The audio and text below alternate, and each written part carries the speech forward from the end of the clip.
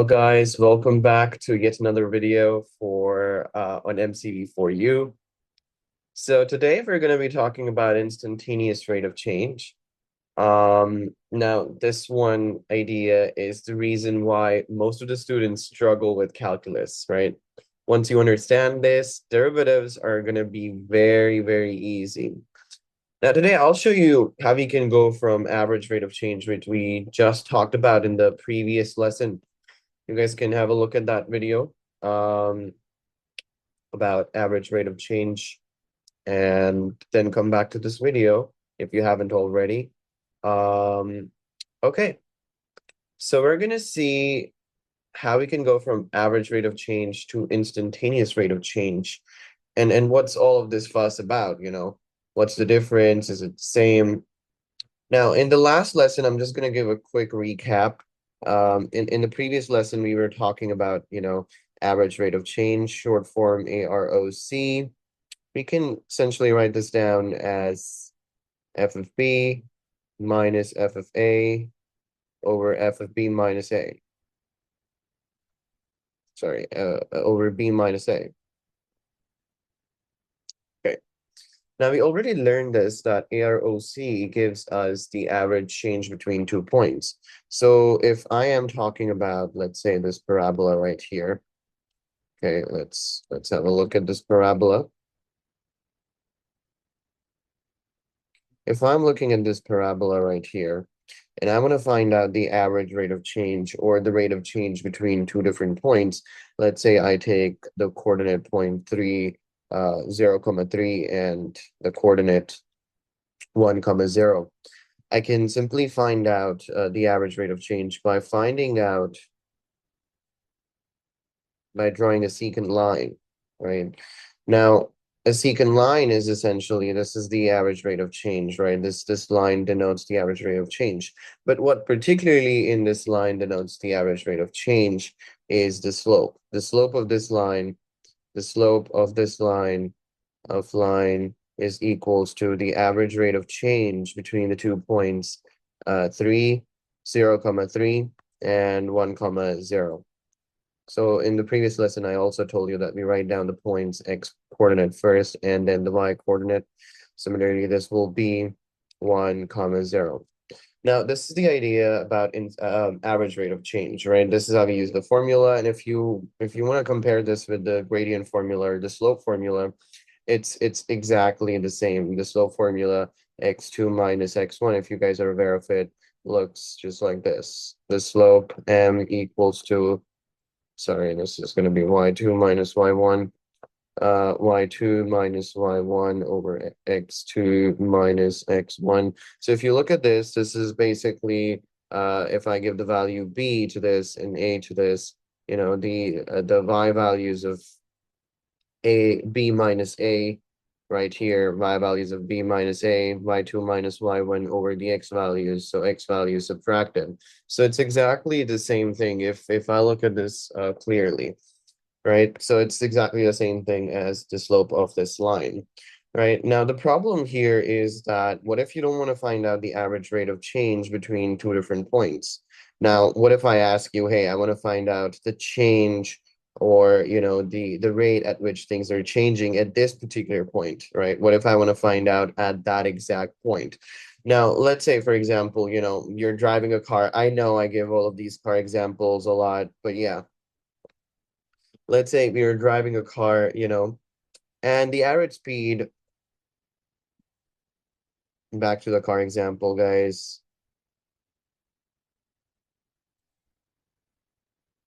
Yep.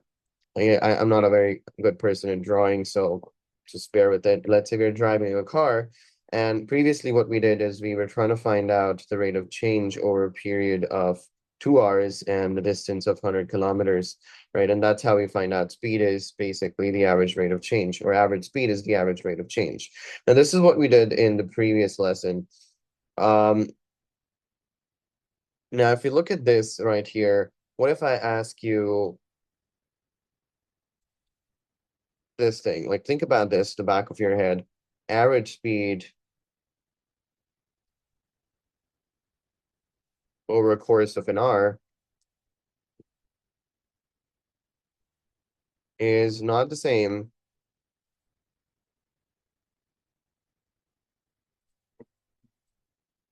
as your speed right now, isn't it? As your speed right now. It's definitely not the same, right? So the speed right now, what is speed right now? Speed right now is equals to your instantaneous rate of change at that particular instance. The rate of change at that particular instance. So if you want to differentiate between questions, now you might see questions, and then they are like, just find the rate of change. And you don't know if you would have to find out the average rate of change or instantaneous rate of change. You can just look at the question and see if there are 2 points given or if it's just 1 point. If there are 2 points given, then of course that is an average rate of change question. If there is 1 point given, then that is an instantaneous rate of change question. So speed right now is instantaneous rate of change. This is what instantaneous rate of change is. So if you're driving a car, your average speed over a course or whatever your speed was, that is average rate of change. If you're driving a car and you look at that speedometer there and you're like, hey, okay, the car is currently at 25 or 30 kilometers an hour, then hey, that is instantaneous rate of change. Now, the big idea is right here. I'll go with the same diagram again. Let's duplicate this diagram and let's have a look at this again, right? What if I want to find out the instantaneous rate of change at this particular point right here? This coordinate, as I mentioned earlier, is 1, 0. So what am I gonna do, right? What am I gonna do? I don't know how am I gonna find out the instantaneous rate of change. Let's move this point slowly, right? What if I move this point right here, instead of getting rid of this point, I move this point very close to um uh, you know, very close to this particular point right here, So I want to find out the instantaneous rate of change exactly at this coordinate right here, the black one, as I mentioned. And if I have a very close coordinate, to this, we see that the secant line, or, the interval between the two is getting really, really small, right? Now you check out the interval right here. This is a huge interval that we have, and we see it exactly doesn't fit up with the curve either, right? So here the interval is getting shorter, right? And it's getting closer. So as the distance between 2 points becomes smaller and smaller, the average rate of change turns into instantaneous rate of change. That's the only difference between average rate of change and instantaneous rate of change, right? So if I move this point even closer, maybe right here with a decimal point difference, this is this the interval is even smaller than the previous one, So the idea is that as the distance between two different points gets smaller, the interval closes down, it becomes smaller, you know, your average rate of change converts into instantaneous rate of change, right? So what if I bring it very, very close? I erase all of this right here. What if I bring it extremely close? Let's make a point right here. Very close right now. I can barely, with bare eyes, without zooming in further, I can barely see the interval, right? I can barely see the interval. Now, apparently, hey, I can no longer, I don't have the secant line right here. What type of line am I gonna have here? Well, let's try to make a line that connects both of these points, that connects both of these points.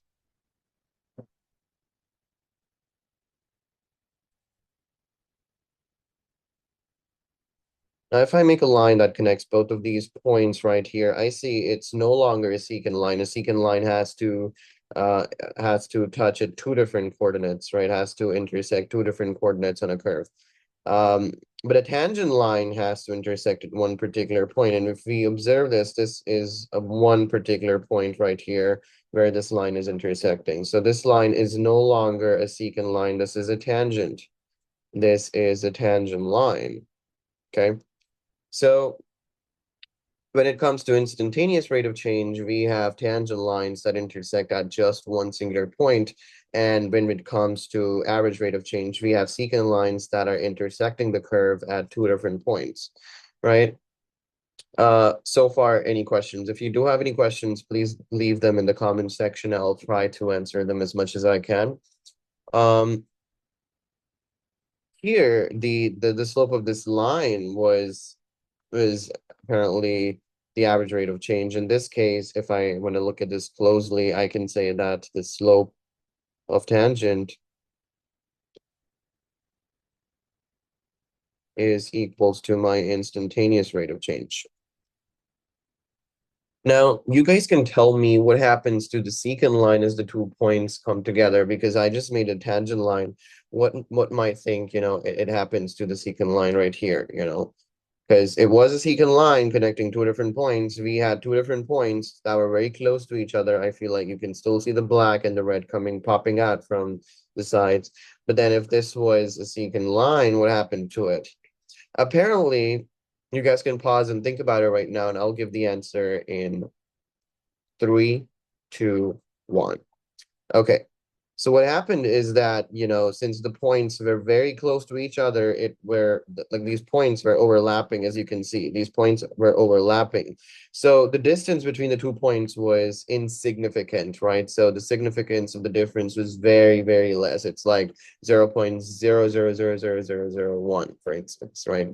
Now that difference is quite insignificant. So in that case, we just consider that it's just 1 point and draw a tangent line. So the secant line itself it just converts to a tangent line.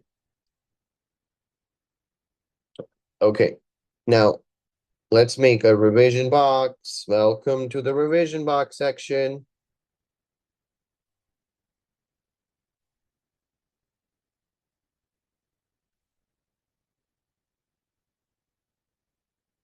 Okay, if I look at this revision box right here, and in this revision box, what we're going to do is we're going to try to differentiate between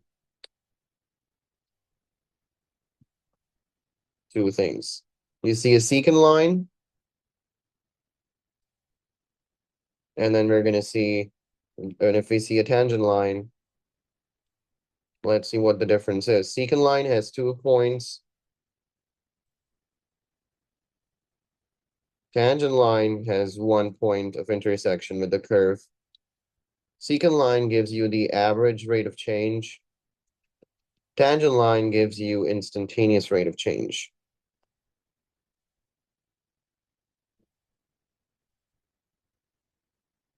So remember this transition, secant line and to tangent line transition is basically average to instantaneous. This transition that I just did right here by bringing the points closer to the point that I want to find out the rate of change at, this is exactly what the difference is between average rate of change and instantaneous rate of change.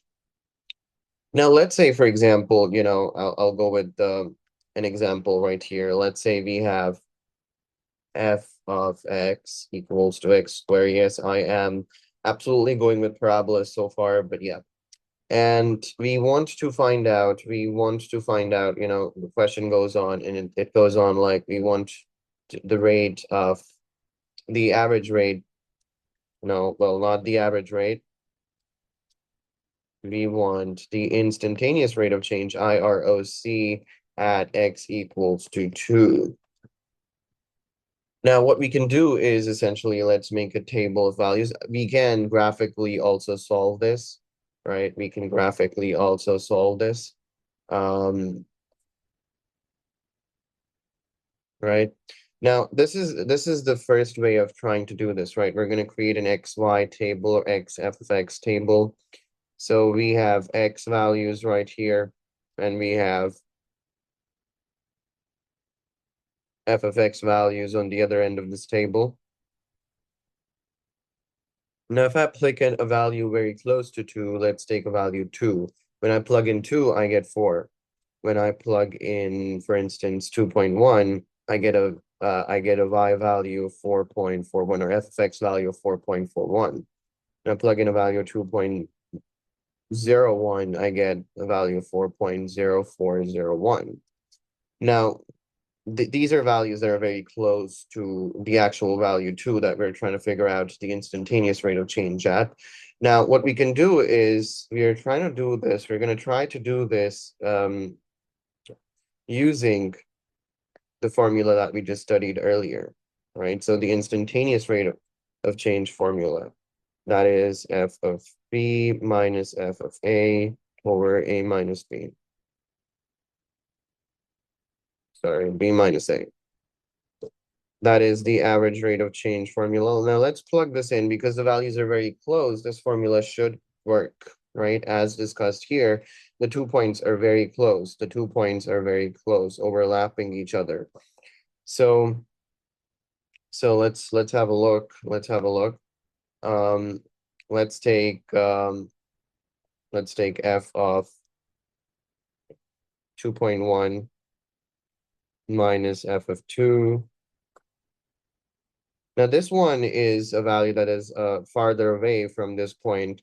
So if we see these two values are more closer, and if I compare it against these two values are have a little bit of interval between them, a greater interval between them. Compare that to these two values right here. So let's first check it with this, right? This will be 2.1 minus 2.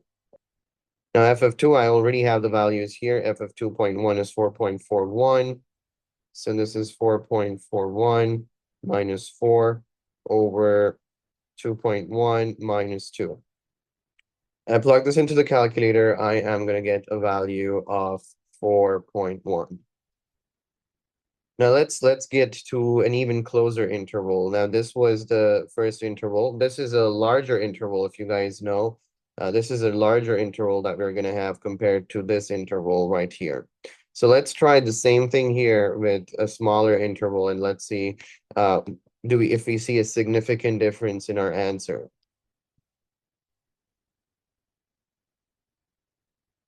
So let's go ahead. Let's quickly try this out. So we will have f of 2.01 minus f of 2 over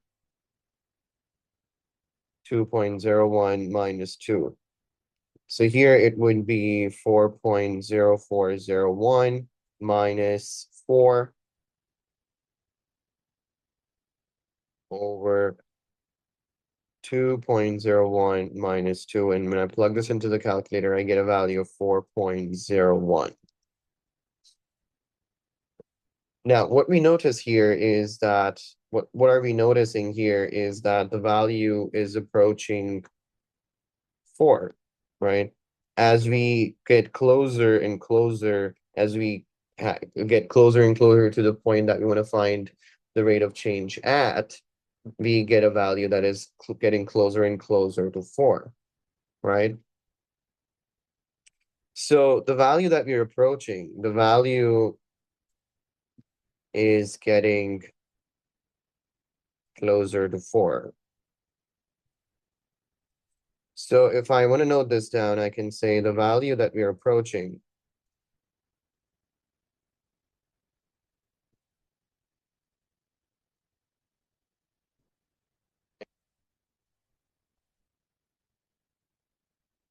is the instantaneous rate of change.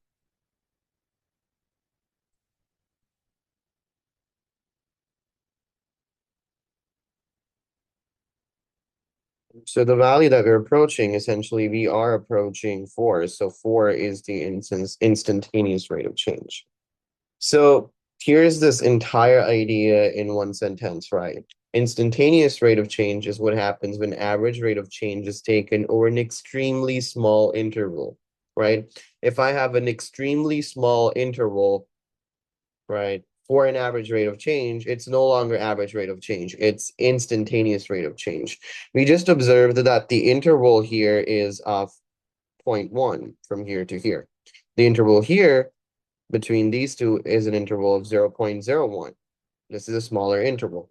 So if your interval is very small, where the numbers get quite insignificant, that is what instantaneous rate of change is. Remember, instantaneous rate of change is what happens when average rate of change is taken or an extremely small value.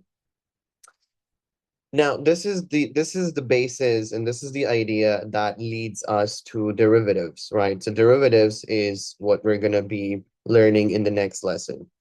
Right now, what we're gonna do is we can try some practice questions, right? And then let's have a look at a couple of practice questions right here. Okay, so let's try with the basic practice question.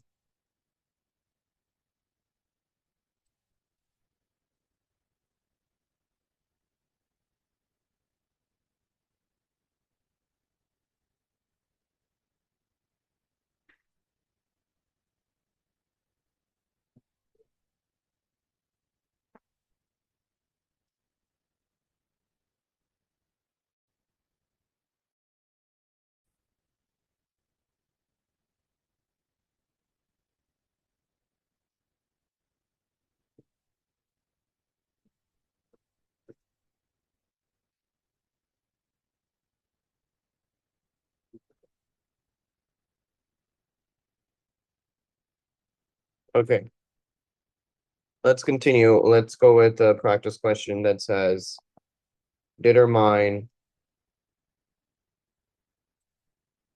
the average rate of change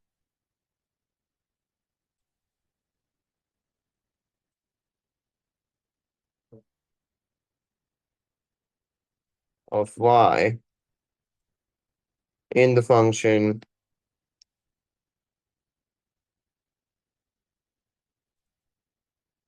y equals to 2x cubed plus 7x squared plus 2x minus 3 over an interval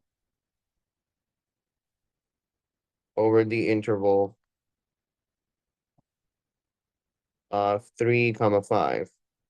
And this is a 5-mark question from an exam review document, and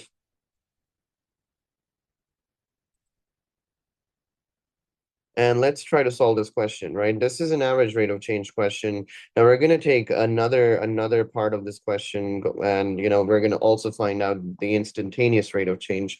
So we'll do that. This is the first part of question number 1, essentially. Let's try this part out, and let's try to find out what the answer would be. Now remember, the average rate of change formula, AROC formula, is f of b minus f of a over b minus a. So let's quickly find out f of b, and yeah, so let's make a table, xy value table, xy value table, right? When I plug in the value of 3, now you guys can utilize your calculators, you guys can grab your calculators, and when I plug in the value 3 as x, let's see what do we get as the y value. So 2 times 3 cubed plus 7 times 3 squared plus 2 times 3 minus 3. So 2 times 3 cubed plus 7 times 3 squared plus 2 times 3 minus 3. So essentially what I'm doing is I'm just plugging in 3, replacing 3 with wherever I see the x's, right? So I'm getting a y value of 120. We're going to do the same thing, but now with 5.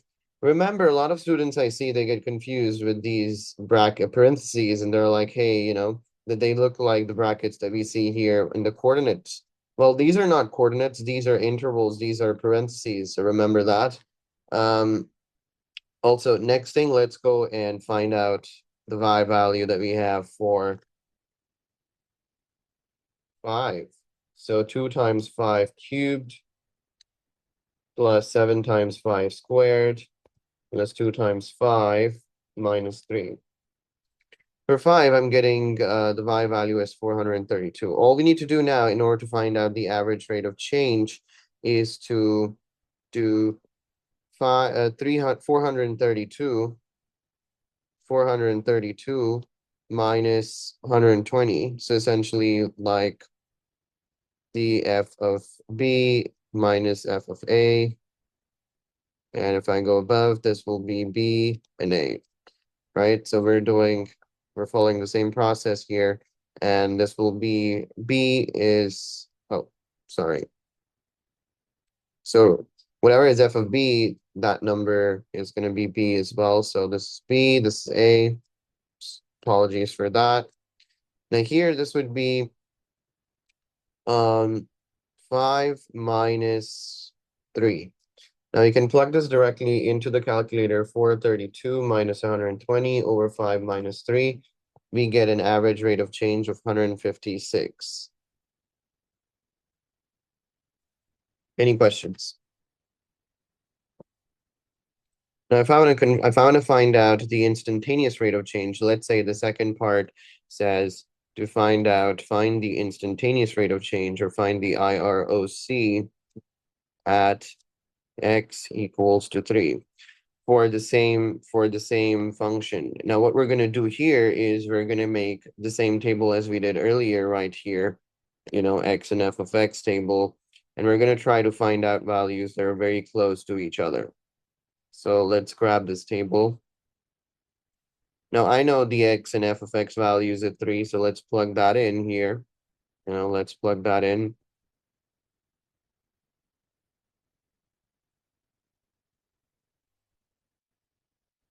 So essentially, the x value is 3 and the f of x value for the same part is 120.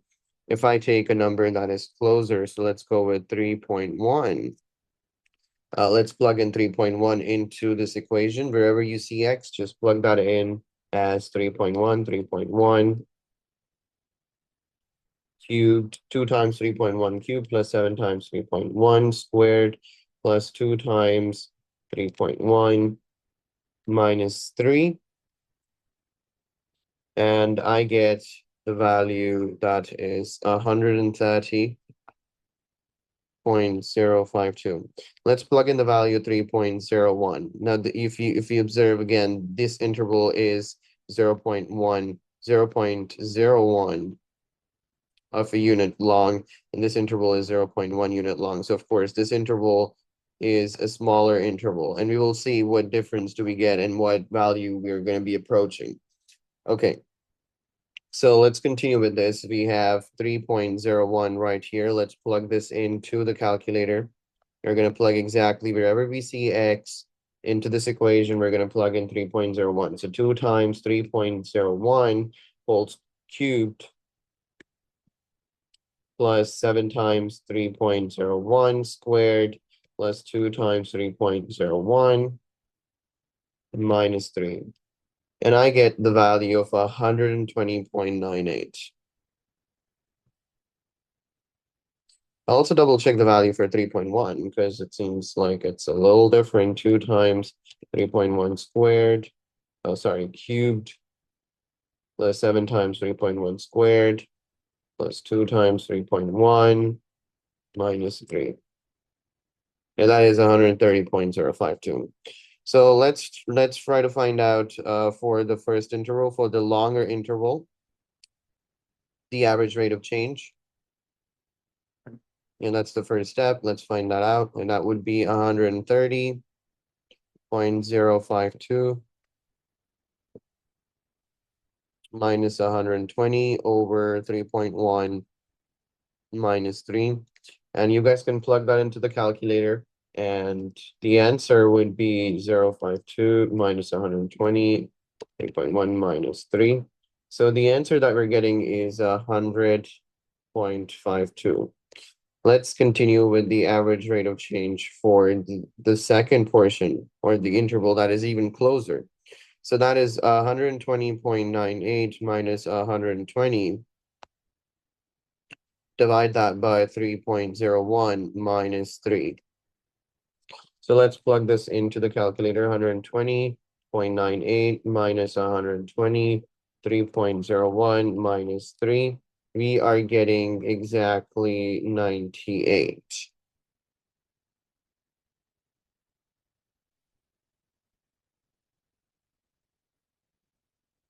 So essentially, we can say that, hey, since we're getting closer to the exact value of 98, we can say that the instantaneous rate of change here is 98. So any questions? Now, there is something that you can try at home.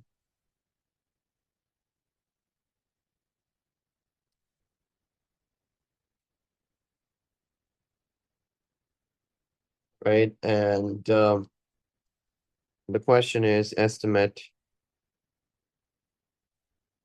instantaneous rate of change for f of x equals to x squared. This is a very simple task that you guys can all try after watching this video clearly. At x equals to 3. And you guys can use numbers like 3.1, 3.01, etc., etc. But this should be very easy after looking at this practice question right here in which I covered. Now, this is like one of the difficult questions. So if you understand this, you should be able to try this question, right? If this hasn't clicked so far, you don't need to worry at all. Sometimes it doesn't click when you watch it once. Watch this video again because this is the foundation of all the calculus that we're going to be studying in the future lessons. So yeah, thank you so much for joining in the video. I do provide personalized one-on-one tutoring. If you're interested, you can see the email in the description box and leave an email to me. Otherwise, you can also subscribe my channel, press that like button, click that bell icon. And yeah, thank you for watching. I'm going to see you in the next video. Bye.